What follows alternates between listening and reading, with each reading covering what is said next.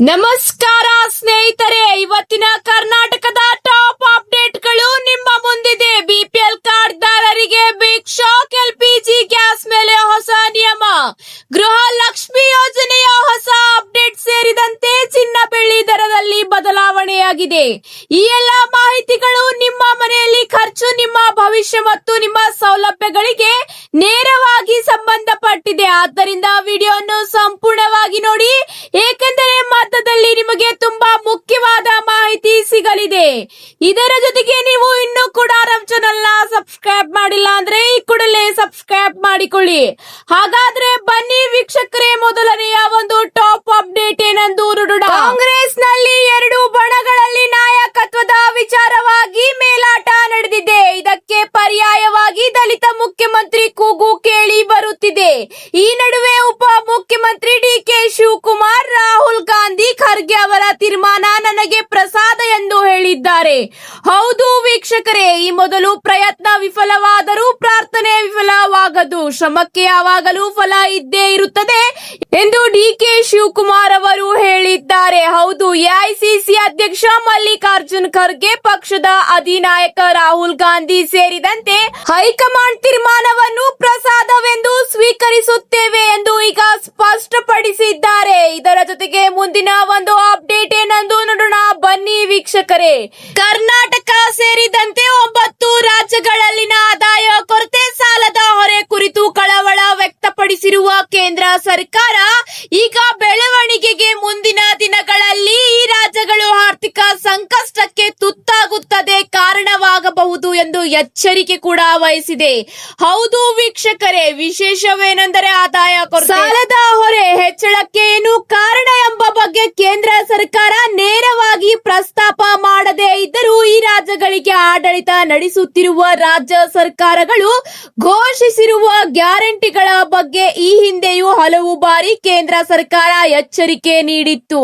ಜೊತೆಗೆ ಆರ್ಬಿಐ ಕೂಡ ಗ್ಯಾರಂಟಿ ಯೋಜನೆಗಳಿಂದ ರಾಜ್ಯಗಳ ಆರ್ಥಿಕ ಪರಿಸ್ಥಿತಿ ಹದಗೆಡುತ್ತಿರುವ ಬಗ್ಗೆ ಹಲವಾರು ಸಲ ಎಚ್ಚರಿಕೆ ಕೂಡ ನೀಡಿದೆ.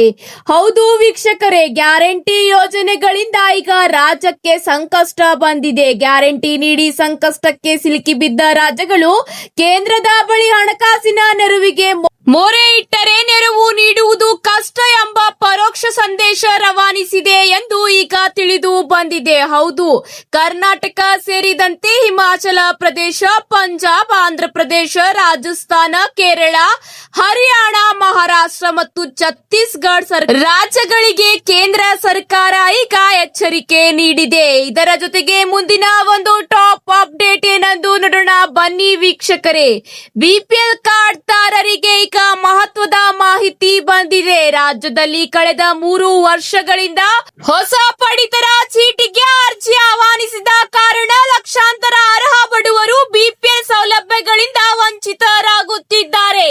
ಪ್ರಸ್ತುತ ರಾಜ್ಯ ಸರ್ಕಾರವು ಕೆಲವು ವೈದ್ಯಕೀಯ ತುರ್ತು ಪರಿಸ್ಥಿತಿ ಇರುವವರಿಗೆ, ಈ ಶ್ರಮ ನೋಂದಾಯಿತ ಕಾರ್ಮಿಕರಿಗೆ ಹಾಗೂ ಬುಡಕಟ್ಟು ಜನಾಂಗದವರಿಗೆ ಮಾತ್ರ ಆದ್ಯತಾ ಪಡಿತರ ಚೀಟಿ ನೀಡುತ್ತಿದೆ. ಇದರ ಜೊತೆಗೆ ರಾಜ್ಯಾದ್ಯಂತ ಬರೋಬ್ಬರಿ 7.76 ಲಕ್ಷ ಅನರ್ಹ ಪಡಿತರ ಫಲಾನುಭವಿಗಳನ್ನು ಕೇಂದ್ರ ಸರ್ಕಾರ ಪತ್ತೆ ಹಚ್ಚಿದೆ. ರಾಜ್ಯದಲ್ಲಿ ಲಕ್ಷಾಂತರ ಬಡವರು ಬಿಪಿಎಲ್ ಕಾರ್ಡ್ಗಾಗಿ ಕಾಯುತ್ತಿದ್ದಾರೆ. ಆದರೆ ಸರ್ಕಾರ 2022ರ ಬಳಿಕ ಹೊಸ ಪಡಿತರ ಚೀಟಿಗೆ ಅಧಿಕೃತವಾಗಿ ಅರ್ಜಿ ಕರೆದಿಲ್ಲ. ವೈದ್ಯಕೀಯ ತುರ್ತು ಪ್ರಕರಣಗಳ ಅಡಿಯಲ್ಲಿ 102 ಗಂಭೀರ ಕಾಯಿಲೆಗಳ ಚಿಕಿತ್ಸೆಗಾಗಿ ಆಹಾರ ಇಲಾಖೆ ತಂತ್ರಾಂಶದ ಮೂಲಕ ಆದ್ಯತಾ ಪಡಿತರ ಚೀಟಿಗೆ ಅರ್ಜಿ ಸಲ್ಲಿಸಲು ಅವಕಾಶ ಕಲ್ಪಿಸಲಾಗಿದೆ. ಆದರೆ ಉಳಿದಂತೆ ಸಾಮಾನ್ಯ ಬಡವರು ಗ್ಯಾರಂಟಿ ಯೋಜನೆಗಳು ಸೇರಿದಂತೆ ಸರ್ಕಾರದ ವಿವಿಧ ಸೌಲಭ್ಯಗಳನ್ನು ಪಡೆಯಲು ಸಾಧ್ಯವಾಗದೆ ಸಂಕಷ್ಟ ಎದುರಿಸುತ್ತಿದ್ದಾರೆ. ಹೌದು ಸ್ನೇಹಿತರೆ, ಆಹಾರ ಇಲಾಖೆಯ ಮಾಹಿತಿಯ ಪ್ರಕಾರ ರಾಜ್ಯದಲ್ಲಿ 2025ರ ಅಂತ್ಯದ ವೇಳೆಗೆ ಹೊಸ ಆದ್ಯತಾ ಕಾರ್ಡ್ಗಾಗಿ ಸಲ್ಲಿಕೆಯಾಗಿರುವ 3,36,982 ಅರ್ಜಿಗಳ ಸ್ಥಳ ತನಿಖೆ ನಡೆಸಿ ಅರ್ಹರಿಗೆ ಕಾರ್ಡ್ ವಿತರಿಸಲು ಪ್ರಕ್ರಿಯೆ ಪ್ರಗತಿಯ ಪಟ್ಟಿಯಲ್ಲಿದೆ. ಒಂದು ಕಡೆ ಅರ್ಹರಿಗೆ ಕಾರ್ಡ್ ಸಿಗುತ್ತಿಲ್ಲ, ಮತ್ತೊಂದು ಕಡೆ ಅನರ್ಹರು ಬಿಪಿಎಲ್ ಸೌಲಭ್ಯವನ್ನು ದುರುಪಯೋಗ ಮಾಡಿಕೊಳ್ಳುತ್ತಿದ್ದಾರೆ.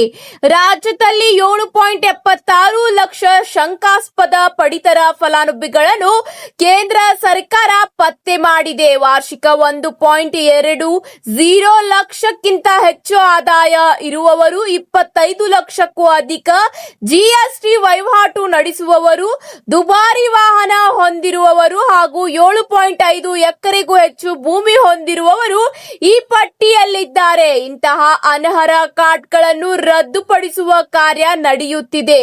ಹೌದು ವೀಕ್ಷಕರೇ, ಇದೇ ಅಷ್ಟೇ ಅಲ್ಲ, ಪಡಿತರ ಅಕ್ಕಿ ಮತ್ತು ಇತರೆ ಅಗತ್ಯ ವಸ್ತುಗಳ ದುರ್ಬಳಕೆಯನ್ನು ತಡೆಯಲು ಆಹಾರ ಇಲಾಖೆ ಕಠಿಣ ಕ್ರಮ ಕೈಗೊಂಡಿದೆ. ಅಗತ್ಯ ವಸ್ತುಗಳ ಕಾಯ್ದೆ 1955ರ ಅಡಿಯಲ್ಲಿ 747 ಕ್ರಿಮಿನಲ್ ಪ್ರಕರಣಗಳು ದಾಖಲಿಸಲಾಗಿದೆ. 2025 ಮತ್ತು 26ನೇ ಸಾಲಿನ ಜನವರಿಗೆ 25 ಲಕ್ಷಕ್ಕೂ ಅಧಿಕ ಮೌಲ್ಯದ 45,339 ಕ್ವಿಂಟಲ್ ಆಹಾರ ಧಾನ್ಯ ಸೇರಿದಂತೆ 6,061 ಲೀಟರ್ ಎಲ್ಪಿಜಿ, ಪೆಟ್ರೋಲ್, ಡೀಸೆಲ್ ಹಾಗೂ 419 ವಾಹನಗಳನ್ನು ಜಪ್ತಿ ಮಾಡಲಾಗಿದೆ ಎಂದು ಆಹಾರ ಇಲಾಖೆ ಈಗ ಮಾಹಿತಿ ತಿಳಿಸಿದೆ.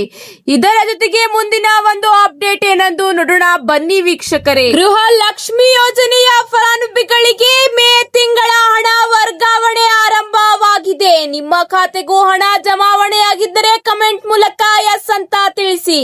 ಗೃಹ ಲಕ್ಷ್ಮಿ ಯೋಜನೆಯ ಮೇ ತಿಂಗಳ ಕಂತಿನ ಹಣವು ಹಂತ ಹಂತವಾಗಿ 7 ದಿನಗಳ ಒಳಗಾಗಿ ಗೃಹಿಣಿಯರ ಖಾತೆಗೆ ವರ್ಗಾವಣೆಯಾಗಲಿದೆ.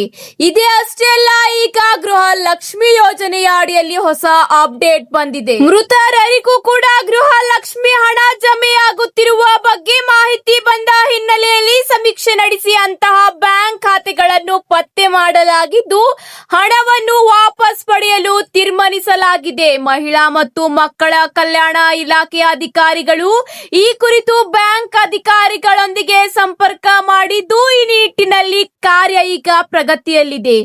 ಯೋಜನೆಯ ಫಲಾನುಭವಿಗಳು ಮೃತಪಟ್ಟ ಪ್ರಕರಣಗಳಲ್ಲಿ ಕುಟುಂಬದವರು ಮಾಹಿತಿ ನೀಡದಿದ್ದರಿಂದ ಖಾತೆಗೆ ಹಣ ಜಮೆಯಾಗಿದೆ. ಆ ಹಣ ಹಿಂಪಡೆಯುವ ಪ್ರಕ್ರಿಯೆ ನಡೆಯುತ್ತಿದ್ದು ಈಗಾಗಲೇ ಹಲವು ಜಿಲ್ಲೆಗಳಲ್ಲಿ ಈ ಪ್ರಕರಣ ಕಂಡು ಬಂದಿದ್ದು ಹಣ ವಾಪಸ್ ಕೂಡ ಪಡೆದುಕೊಳ್ಳಲಾಗಿದೆ.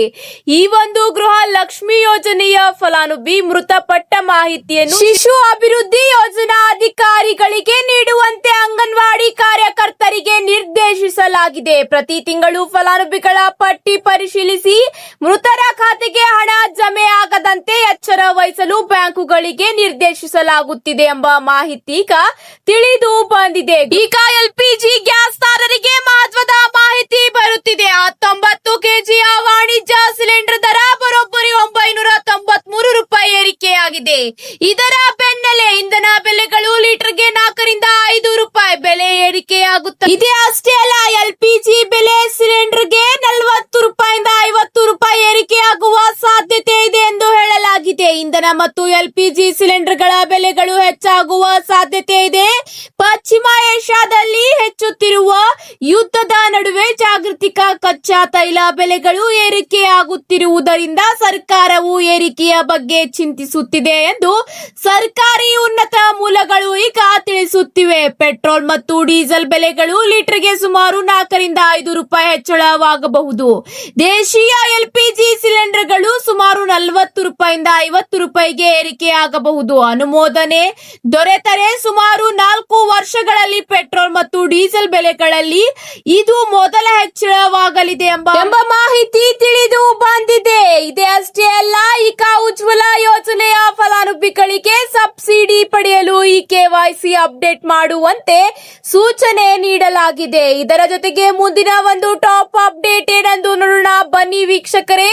ಇಂದು ಚಿನ್ನ ಮತ್ತು ಬೆಳ್ಳಿ ಬೆಲೆಗಳು ನಿನ್ನೆಗೆ ಹೋಲಿಸಿದರೆ ಸ್ವಲ್ಪ ಇಳಿಕೆಯಾಗಿವೆ.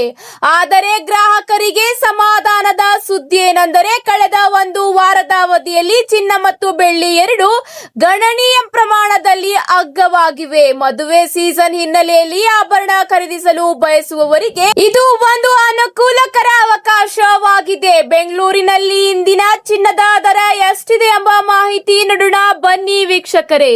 22 ಕ್ಯಾರೆಟ್ ಚಿನ್ನದ ಬೆಲೆ 1 ಗ್ರಾಂಗೆ 13,784 ರೂಪಾಯಿ ಇದೆ. 24 ಕ್ಯಾರೆಟ್ ಚಿನ್ನದ ಬೆಲೆ 1 ಗ್ರಾಂಗೆ 15,037 ರೂಪಾಯಿ ಇದೆ. 18 ಕ್ಯಾರೆಟ್ ಚಿನ್ನದ ಬೆಲೆ ಪ್ರತಿ ಗ್ರಾಂಗೆ 11,278 ರೂಪಾಯಿ ಇದೆ. ಇದೇ ರೀತಿ ಬೆಳ್ಳಿ ದರ ನೋಡುವುದಾದರೆ 1 ಗ್ರಾಂಗೆ 255 ರೂಪಾಯಿ ಇದೆ. 1 ಕೆಜಿಗೆ 2,55,000 ರೂಪಾಯಿ ಆಗಿದೆ. ಹೌದು ವೀಕ್ಷಕರೇ, ಒಂದು ವಾರದಲ್ಲಿ 1 ಕೆಜಿ ಬೆಳ್ಳಿ ಬೆಲೆ 5,000 ರೂಪಾಯಿ ಕಡಿಮೆಯಾಗಿದೆ. 1 ಗ್ರಾಂಗೆ ಬೆಳ್ಳಿ ಸುಮಾರು 5 ರೂಪಾಯಿ ಕಡಿಮೆಯಾಗಿದೆ ಎಂಬ ಮಾಹಿತಿ ತಿಳಿದು ಬಂದಿದೆ. ಇವತ್ತಿಗೆ ಇಷ್ಟೇ ವೀಕ್ಷಕರೇ, ಮತ್ತೆ ಸಿಗೋಣ ಹೊಸ ಅಪ್ಡೇಟ್ ಜೊತೆಗೆ. ಮಾಹಿತಿ ಇಷ್ಟವಾದಲ್ಲಿ ಲೈಕ್ ಮತ್ತು ಶೇರ್ ಮಾಡಿಕೊಳ್ಳಿ. ಧನ್ಯವಾದಗಳು.